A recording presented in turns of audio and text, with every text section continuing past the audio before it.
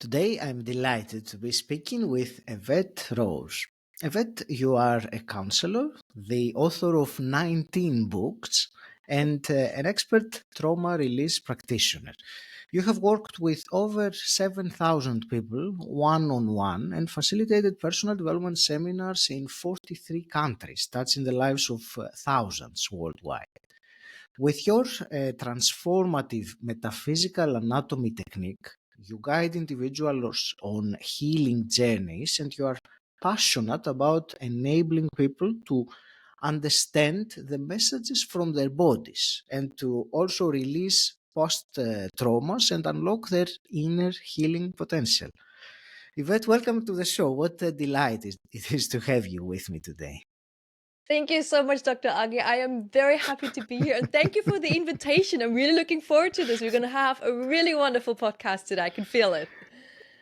Me too, and I was telling you just before we started recording. It's been a long time since I wanted to invite you, and then Yeah. time passed, and now it is. Mm. I think the perfect time. So I'm delighted to have the opportunity to explore these fascinating topics and bring more of this powerful and transformative knowledge into the world.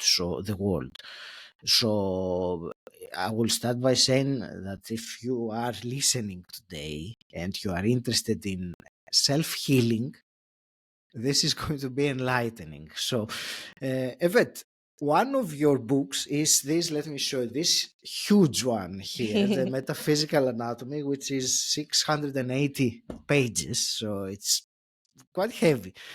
And it covers 700 over 700 medical Yeah. conditions, and under each one, and that's the important thing, you have the Mm. emotional components associated with these diseases. And I will tell you later about my own personal story with the book, but I will come back now. And having said all that, as a kind of an introduction, before I ask you what inspired you to write this book, let's go even one step beforehand and give a little bit of, let's say, a definition, if you like. So, one key word in your book is the word psychosomatic.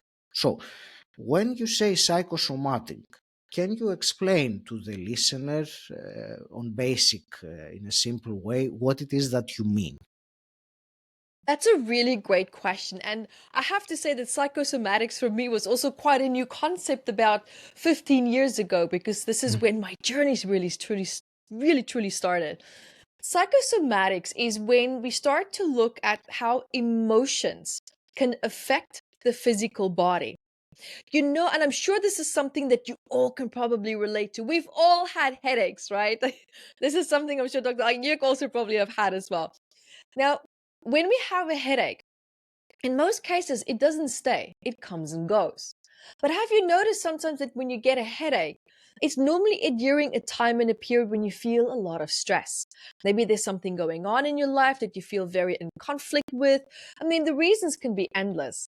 But at the end of the day, emotions are experienced to such an extent that it almost becomes physical. Now, it can be in the form of pain, tension, and often even, I'm not saying that psychosomatics is always the cause of ailments. However, there have been cases where psychosomatic patterns have actually Mhm. led up to ailments starting. We do know that heartburn's one of them.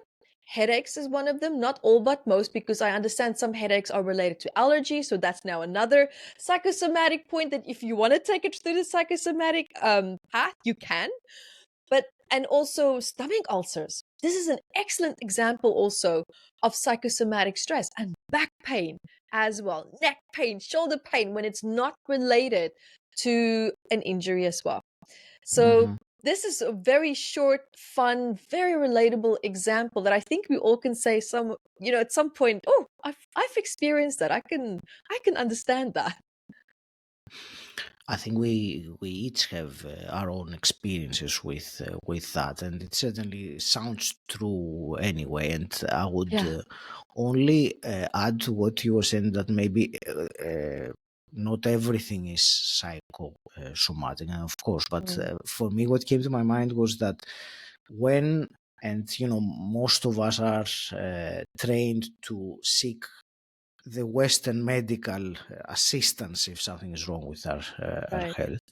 But I think whenever there is no explanation on the cause of your condition, and that is the Mm, case, mm, unfortunately, so many times with so many diseases, the solution is symptomatic and not dealing with the cause. I think it makes sense very logically for anyone to see, okay, so if my doctor can't tell me why I have this thing, what is going on that is completely missed. So, the emotions being behind our body is certainly something that I think nowadays someone has to be really close-minded, not to see that the right. correlation. Yeah. Yeah.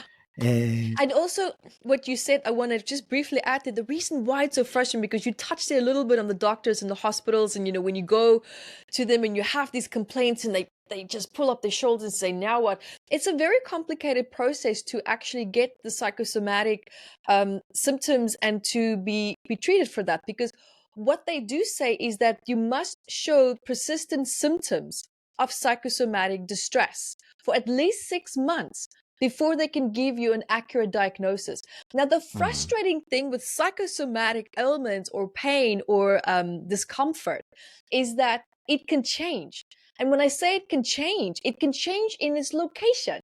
So now you mhm, might have psychosomatic stress that's related to a stomach ulcer, but maybe now, and the emotions of that shifts to a different emotional stress in your life, and that now these emotions are concentrated in a different area with different thoughts, different emotions, and now it can shift to maybe left shoulder blade pain, or now it can mhm, maybe shift to heartburn. So it's really frustrating when we try to also pinpoint psychosomatics and to be able to be treated properly for it. So, one thing that I would love to see in the medical industry is for mhm, people to be given support for the psychosomatic symptoms, however, not necessarily with the same abrasive or invasive procedures that would be used for the actual ailment, but something that can just at least support the person so that they can then start to look at the emotional stress at the same time. So, this is almost where psychologists and doctors come together. So, that would mhm, be very beautiful to see that. And psychiatrists are fully aware. Most of them are fully aware of the psychosomatic symptoms that clients can have, and tremendous success has been achieved also with psychiatrists, working alongside with doctors with clients who really struggle with mhm. psychosomatic symptoms. So the beautiful thing is there is certain areas where this is now starting to open up to give people better support. Yeah. It's great to hear that, especially about psychiatry. I was not aware that there is a shift like that. I thought it was Yeah. still on the prescription phase. But let me, I don't want to go there. I will bring it back and ask you to explain a little bit more. So we have some emotions which, for many of us, they go undetected much of the time, or we're not Yes. very aware of them. And in a very simplistic way, I will explain it in my own words, and please share it with your experience and knowledge. These emotions, which are not, let's say, processed properly, they are stored somehow Right. in our body, and different emotions get stored in different areas of the body, and that Hmm. accumulates over time. Maybe I'm oversimplifying, but I'm just giving a impromptu definition now how I Yeah. understood it. So this accumulate over time, and eventually something physical appears, Right. which comes often as a surprise also. Yeah. So, can you tell me a bit about how that works? And maybe is there some? I know that some specific emotions have a relationship with specific organs of the body. So, can you give me a little bit of an overview there, and then we can move on to more perhaps practical things. Okay, great. That's a really great question. So, from what I have seen with my research and working with people and seeing all these patterns, because I'm an observer, I love to watch and look for patterns and Mm-hmm. algorithms. So, this is one of my Mm-hmm. strengths. And what I've noticed is that people who have certain emotions, now emotions have their own vibration. They have their, I mean, they either make you feel good or they make you feel bad. And what I see with the body, its natural harmonious state is to be very harmonious, very calm. It's not really designed to be able to host a lot of heightened negative emotions such as anger, resentment, guilt, shame. This actually Mm-hmm. throws the body's inner equilibrium, it's almost like our inner landscape, our inner sanctuary, off of balance. And that's when the body Mm-hmm. goes into a state of distress, because these emotions are not in alignment with our natural harmonious flow in the body. Now, very briefly, in short, what happens is when we have emotions that become stuck, when we feel a certain way, we Mm-hmm. have negative thoughts as well. Now, what happens with negative thoughts is that they fire off through the electromagnetic fields which are created with the neural pathways and the transmitters. Now, the electromagnetic fields that are generated from this have the capacity to hold and to be programmed with these thoughts and emotions. And this electromagnetic field has the capacity to be pushed through to different Mm-hmm. transmitters, because our body is constantly communicating to different parts through nerves and transmitters as well. So, apart from the brain telling the body what it needs to do and the spinal cord, there's messages running back and forth. Now, these negative emotions and thoughts are also being transcended and pushed through these different nerves and these different Mm-hmm. receptors. Mm-hmm. And apart from that, this is internal. Apart from that, this electromagnetic field can also radiate outward. A lot of people will know and understand this as the aura. They think, well, it only stretches about 8 feet away from us. Well, no, it doesn't. It can stretch as far as you want it to go, meaning you can actually manipulate it with your intention. But that's now a whole different topic. That goes a little bit to my level 3 discussion that I would normally do in my workshops, right? We're now at entry level, entry point. And so when we look at it from that perspective alone, we know Mm-hmm. electromagnetic fields can program and manipulate atoms. You are made of atoms. So, what happens is the electromagnetic field with these thoughts and feelings can actually transcend, for example, throughout the body, and it is constantly programming and layering in this negativity. And what happens is, because there's an electrical flow, this electrical flow becomes disrupted with negative emotions, because the vibration is not in alignment with the natural state, with the natural frequency of this electromagnetic fields. So now Mm-hmm. what happens as it flows through the body consistently, it Mm-hmm. actually will now become accumulated in the area of the body that relates to the type of emotion that you are energizing. So, the more Mm-hmm. you energize a certain emotion, the more this electromagnetic field is now going to flow through the body, and it actually disrupts that area or organ of the body. Now, what do you think is going to happen if this electromagnetic field is constantly flowing with this low vibration, and almost you can call it a defective vibration, Mm-hmm. into these nerve receptors? Something is going to collapse at some point, because why? It's disrupting the natural capacity for the body's nerves to communicate clearly. Now, if it can't communicate clearly, what do we think is going to happen over time? The body can't do what it needs to do. Something is going to malfunction. Mm-hmm. Now, if you add bad diet to it, if you add many other external environmental factors to it, of course, it can magnify this. And Mm-hmm. maybe this is something that already happened to the environment. Now you bring emotions into it, and your emotions is the one that tipped it off the top of the iceberg. We don't know that. This is such a big topic. Did emotions cause it? Did the environment cause it? Did the environment cause it? But the emotions was that final breaking point. So it's like I love this topic. I get so excited.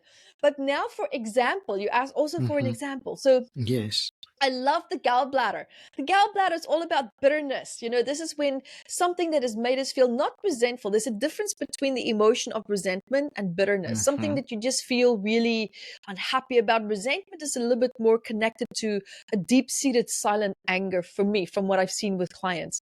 Mhm. Now, bitterness is also very connected to a hardening of the attitude, right? So it's something that's been going in your life that's been maybe going wrong, things have been going well for you. And so what we do is we become stuck in that fight and flight. And it's almost like we start to use rigidity to move forward and along with that bitterness. But now what happens is when the gallbladder is taken out, it doesn't mean that the emotional stress that caused the gallbladder to dysfunction is resolved. It's Mhm. not. What happens? It moves to the kidneys. Kidneys is next in line because the kidneys holds the next vibration for bitterness, which now switch to resentment. So and I've seen this in people. Many, not all, but many people who've had their gallbladders removed end up having kidney stones or kidney Mhm. problems. Mhm. Or they start to have heartburn because that anger, that suppressed rigidity and frustration needs to go somewhere because it's not dealt with. So I mean, I have a whole list of examples, but that's one example to share with you. But I just quickly want to backtrack something that I know anyone who is new here is going to absolutely love this, and is this so relatable. I want to touch back on the electromagnetic fields, meaning Mhm. the field that, or not just flows through us, but radiates outward as well. Our aura. A lot of people call it the aura. So let's call it that for the sake of our conversation and for everyone who's listening. Now, okay, I'm sure you've seen someone sit there, but you couldn't see their face. Mhm. But you could feel something just didn't feel right. Maybe they felt really sad, they felt really depressed, or something just felt really heavy. And you noticed that, but Mhm. you couldn't prove it. You've also spoken to someone whose face does not reflect how you're feeling when you talk to them, right? Sometimes maybe someone is smiling, but you feel your heart is racing, or suddenly your stomach feels really upset, or you just feel really sad, or you feel really frustrated. And like, where is this coming from? This is when our electromagnetic fields are communicating. So remember, I touched on how these electromagnetic fields can hold our thoughts Mhm. and emotions, and how that can program and transfer that data to atoms. You are atoms. Now, these electromagnetic fields are flowing between you and that person, and your electromagnetic fields are picking up what they're doing and feeling, and you can also sense what's being sent back from that person to you. We spontaneously do this. Why? It's an instinctive, natural response to constantly connect to our senses. Our Mhm. senses is what's driving this.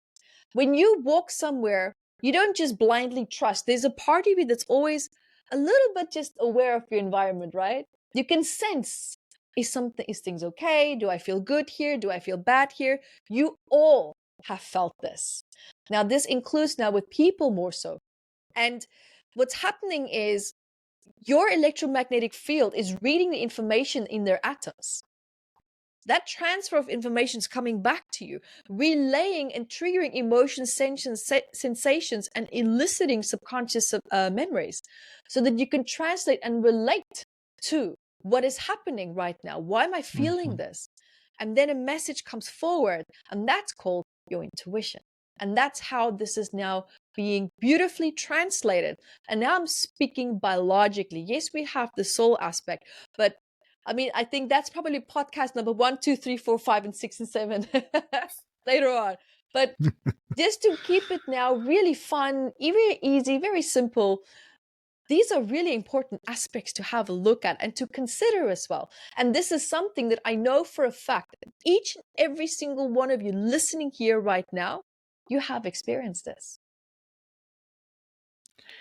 When you were saying earlier to constantly connect to our senses, I think that was the phrase that you used. For me, what came to my mind was being in the present moment, because when you are in the present moment, you are connected Yeah. to your senses and you can feel what is happening. So it was a really good reminder of a very simple truth that once we follow it makes things very different in our life, I think. You mentioned and you used the word intuition, which was, the way of the body speaking in the end to you to understand. And that's actually, I wanted to discuss this with you a bit more, because you have Mm. in your book you say that actually it is the subtitle, your body is talking, are you listening? So there is this language, this dialogue between the body and the mind, or whatever is even beyond there. So I wanted to, you mentioned the word intuition. I wanted to ask you if you can bring this intuition, or this voice, or this language that the body speaks to us, in terms of our health in particular, since this is the topic we're discussing about. Is there something that one, can you give me an example of something that you have seen commonly people experiencing intuitively, that means that something is not right, but for whatever reason it goes unnoticed unless it escalates in the future? Are there some common Hmm. things there, or messages? Oh, yes. So now, first of all, there's something that we need to understand first. I cannot tell you how many people, if not everyone, when I Mm-hmm, ask them, mm-hmm, give me your 5 highest values or 5 highest points and areas of your life that's most important, mm-hmm. they'll go relationships, money, career, love, and friends. Yeah. And I'm like, I didn't hear health. I'm sorry. I didn't hear health. Listen, your focus flows and Mhm, energy flows what mhm, you energize. Your energy goes where your focus is. If your focus is on money, career, and all these human, um, I mean, the world is basically like a theme park. You know how you feel like when you go to a theme park. You're so distracted by all the lights and everything. Like it's great. Now, all these distractions that we have has pulled us away from our natural state of awareness.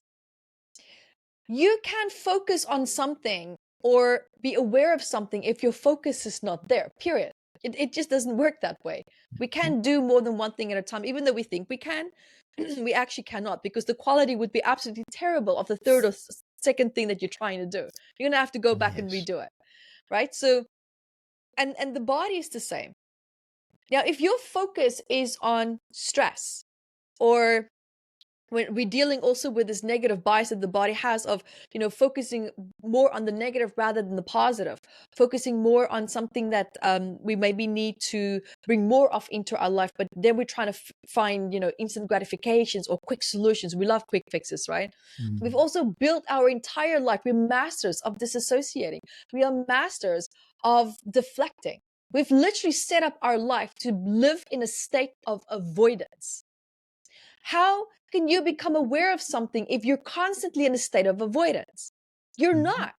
That is why the body's going to come bump and it's going to give you a smack up your bum, and it's going to say, hey, you're not listening.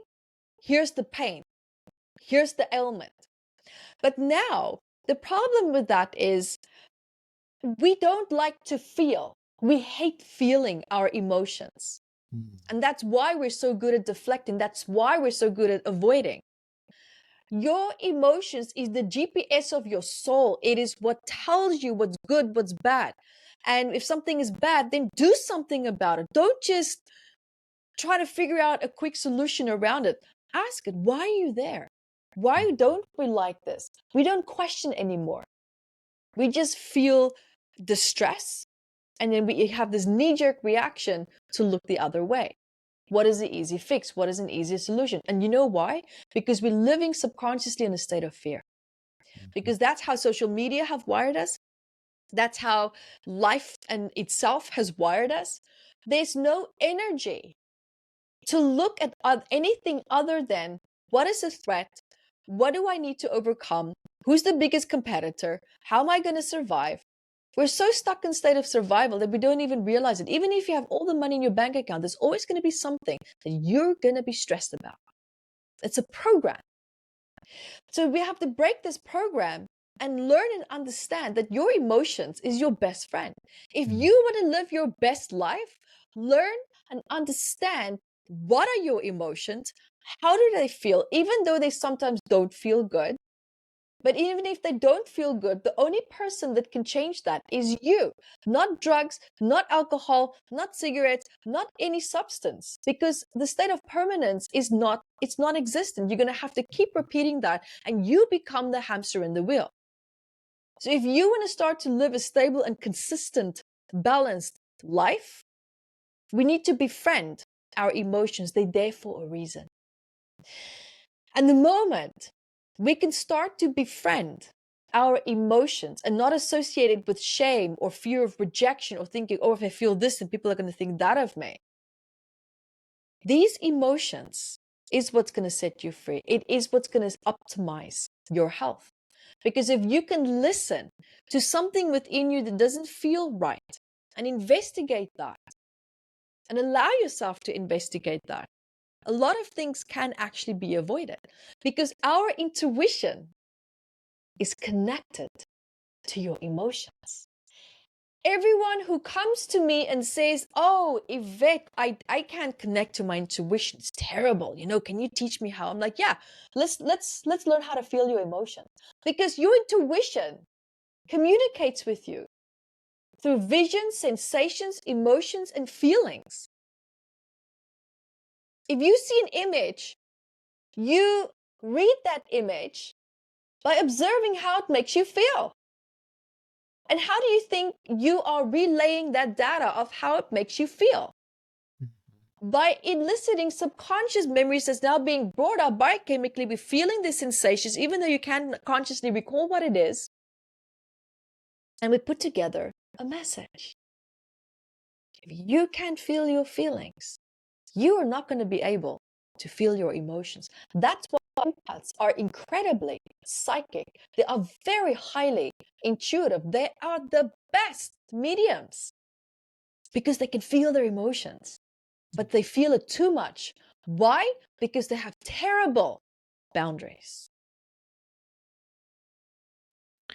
So I hope that helps. It's very interesting. Thank you for sharing that. And I wanted to, you said in particular that we don't like to feel our emotions, No.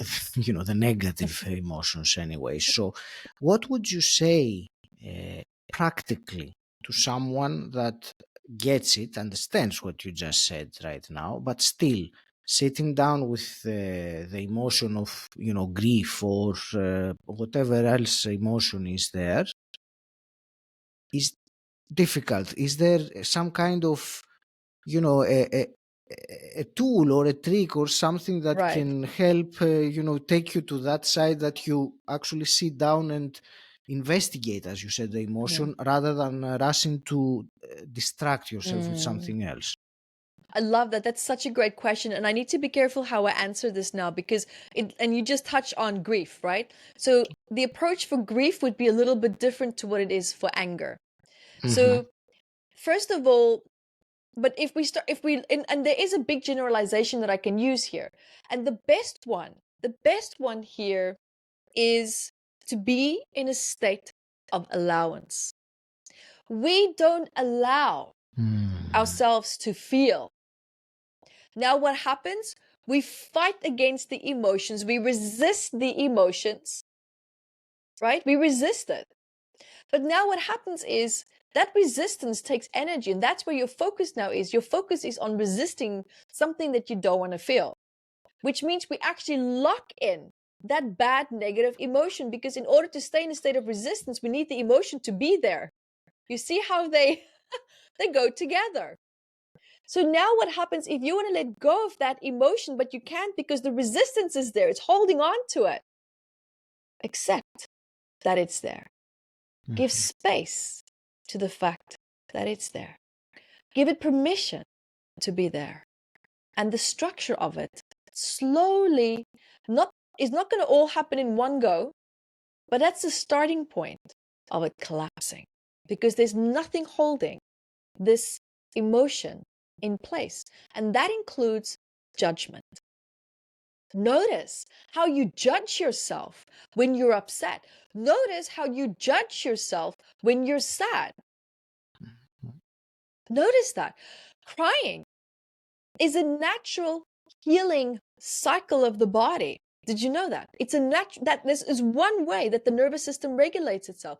But look at the trauma and the shame and the distress that we have associated with a healing natural cycle of the body. So the moment when the body goes into a state of healing, we stop it. Oh no, this is bad. Don't cry. It's shameful. Oh no, now the subconscious mind gets fired off. I was smacked or, beaten up when I was crying. So don't cry. It's bad to cry.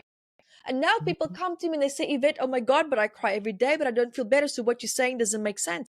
Now my next question to you is going to be, do you feel safe crying? If you don't feel safe while the body is trying to complete a healing cycle, that cycle will be blocked. Why? The nervous system will only regulate itself when it feels safe. That is why when you have a healthy friendship and a healthy partnership, a lot of people heal in these dynamics. Why? Because they feel safe. It's incredible. But we don't feel safe feeling safe. We don't trust calmness. We don't trust relaxation. Why? Because we've become addicted and reliant on being overly aware, being hypervigilant, because we become addicted to the cortisol, because that cortisol gives us the high to work and to achieve, and we associate cortisol with achievement. But too much cortisol kills your immune system. And on top of that, now you have negative emotions. Your body is using energy to stay in the state of fight or flight. Who's looking after the body when organisms invade it? Not the immune system. The immune system's kaput. It's exhausted. And that's how we become ill. Oh, I mean, I can talk about this for hours, but this is just an example, and I get very passionate about it. I mean, this is something that I would love for people to just start to entertain this concept and this idea, because that's the beginning of your awakening. That is the beginning of you taking control of your health. It's a great point, and actually, I wanted to thank you for becoming so passionate while you were explaining it, because I think the intensity of the message goes even It more, does. and and it is so important to understand that and observe it. It makes such a huge difference. So yeah, thank you for sharing it in such a way. Thank you. No, I appreciate very much sharing this incredible wisdom. And I will share briefly, because I mentioned that in the beginning, my own personal, let's say, involvement with how I got back into, getting the book and reading. And it was a few months ago when I got a diagnosis all of a sudden of a melanoma. For people that may not know exactly what that is, it's cancer of the skin. So that came, as a complete surprise to me at that time. So I immediately remembered that about your book and got it, and then one thing led to another, and I discovered all those other fascinating things. But what really I got as a key message there is that my skin is telling me something. The funny thing is that, and now I'm sharing completely honestly and vulnerably, that the melanoma was in one area of my body that sun never sees it, because it's covered, by the swimming suit.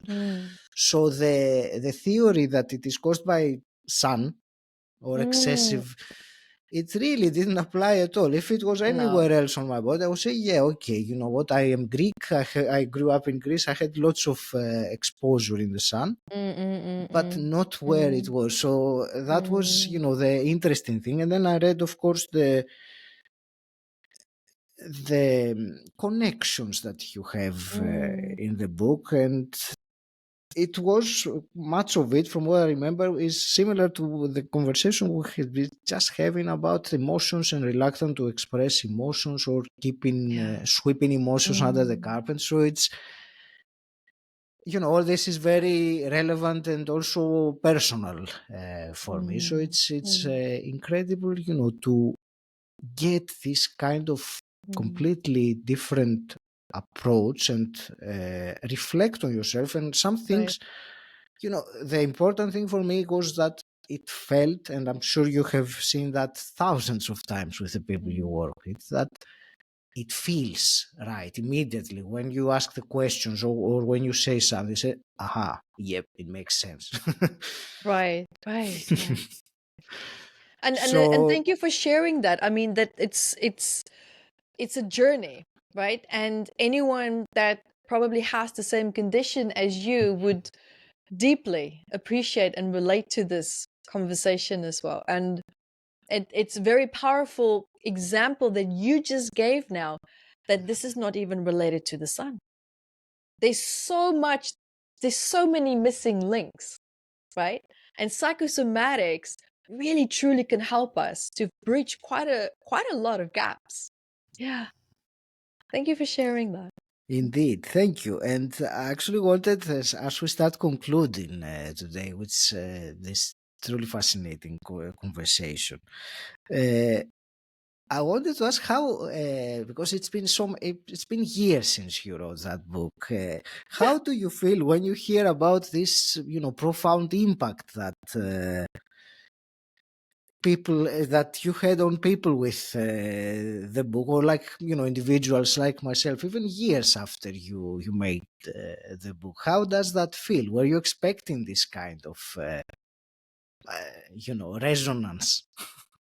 You know, I think sometimes my self-esteem is sometimes a bit like, oh my goodness, I think they're talking about someone else. That's someone else's work. You know, I think sometimes a little bit. I feel, of course, I feel deeply humbled, but it's so emotional sometimes and so incredibly overwhelming to Hmm. hear the impact that you've had on people. And that's exactly what I wanted to have. I always said, you know, from a very young age, my mom said to me, I don't remember this, but my mom said to me, I was one day standing in her bedroom and I was 13 and I was brushing my hair. And I looked at her in the mirror because she was standing behind me, and I said, I'm going to live a life of impact. I don't remember saying that. Hmm. And I'm so thankful that this is exactly the path that I am on. And that's Hmm. to create impact. It doesn't matter what kind of impact it is, but as long as it's positive, as long as it helps people to move and shake in a positive way, for me, that is absolutely fulfilling and so heartwarming. Because believe it or not, I wanted to become a lawyer and a crime scene investigator. And I studied it. I studied it for a year. And then thank God I didn't have enough money to continue my studies, and I really had to focus full time on work because it threw me back onto the path that was where I needed to be. Not that that role was not important, because it is. God knows we need those people, unfortunately, because the world is not as balanced as we would like it to be. But I am where I need to be. I'm exactly where I need to be, and I'm thankful for that. So yeah, when you said like wrote these books so many years ago, would I have imagined all of this? Absolutely not. You know, I would have been at crime scenes if things didn't change or shift for me. Yeah. Yeah. Thank you for sharing that. But I have a couple of quick questions that I always ask my guests when we conclude. Before we go there, you, I would like to for you to direct the listener to your work, and in particular to the workshop that you will share with us today. Sure, I would love to. So what we have been talking about today. So if everyone would love to learn more about psychosomatic messages, how to read the body like a book, but without the book, I actually have a fun one-day workshop coming up that is for anyone. You don't need any prerequisites, you don't need any experiences, where I'm actually going to teach you how to read the body, how to connect to the body, how to work with it, and also how to do intuitive readings. We're going to work a little bit on opening up your intuition as well, meaning get in touch with your emotions, but in a safe, gentle way. I'm going to show you a lot of cool, fun tricks around that. And so we have that workshop coming up, and it's called Trauma Decoded, Unveiling Hidden Messages in the Body. And it will be on the 8th of June. And yes, there will be a replay available as well. Thank you. That's fantastic. And let me then ask you my two quick questions that I always do. And the first one is, what does personal development mean to you? If you had to ask me this question 15 years ago, I would say an absolute emotional mess and conundrum. But now, now personal development for me means investing in my mental health and well-being. And I shamelessly do so because the benefits is incredible, not just for me, but my children, my husband, and everyone else in my life. It's the greatest gift that I ever gave myself. Thank you. Yes, it's personal development is collective. It's more than personal. It's as the term implies. Yeah. And a hypothetical question then, Yvette. If you were to go back in time and meet your 18-year-old self, what's one piece of advice you would give her? That is such a great question. I would just, I would just say, you're going to make it. You're going to make it. Because sometimes when I do healing work as well, I actually go back to moments and times where I feel a little bit unresolved. And I pretend that I go back and I talk to myself and I look myself in the eye and I say, Evette, you're going to make it. And it somehow just elicits this sense of empowerment in that moment of trauma. And this is one thing that I always keep telling myself, just, I made it and you're going to make it. You're going to keep making it. Yeah. So this, and it, yeah, I mean, this is, it's a very personal story, or not even story. I mean, I actually really do this, that I do with myself on a regular basis, especially when I have a bad day, when I wobble a little bit, when my confidence maybe flies out the window a little bit. I keep telling myself, you made it and you're going to keep making it.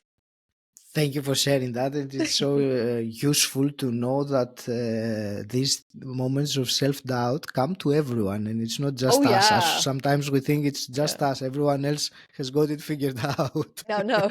I give myself regular pep talks. Let me tell you that. And positive affirmations. My mindset is my greatest asset. And I invest in it even with my own time, not by doing other things, but my own time. And it's for free. Indeed. So do I. So this is a great message.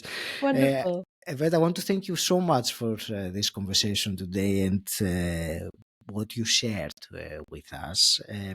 Before we conclude, what's one parting piece of advice for the listener, that, or some action maybe that they can take to advance on their self-healing journey? What the best advice that worked for me was to realize that when your body doesn't work the way that you want it to, or you don't always understand it, it's never, ever, ever working against you. It is working for you. Your body is your greatest asset. It is your greatest cheerleader. Your body's only purpose is to keep you alive.